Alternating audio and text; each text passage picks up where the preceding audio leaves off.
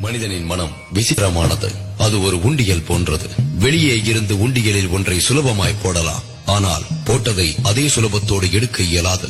ஏனெனில் உண்டியல் என்பது ஒரு கூடு போன்றது. அதில் விழும் பொருள் உங்களுக்குள்ளேயே கிடக்கும். அசைத்தால் சப்தமிடும். மனதும் அப்படியே. பலவித எண்ணங்கள், சிந்தனைகள் புற உலகால் மிகச் சுலபமாக உள்ளேறிவிடும். உள்ளேறிவிட்டதை சத்தமின்றியும் பாரமின்றியும் வைத்திருப்பதும் உள்ளேறியதை வெளியேற்றுதலும் மிக அரிதான செயல்.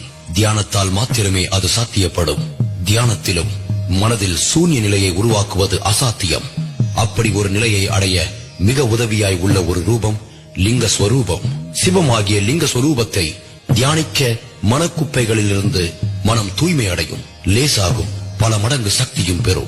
ஒரு அதிசயம் போல லிங்கம் எனும் சிவம் வயப்பட்ட மனதில் சக்தி வந்து குடியேறி சிவசக்தியின் பீடமாகிவிடும் மனது.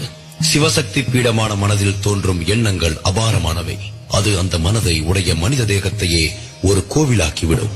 இதையே திருமூலர் உள்ளம் கோயில் ஊனுடம்பு ஆலயம் தெள்ளத் தெளிந்தார்க்கு ஜீவன் சிவலிங்கம் என்றார்.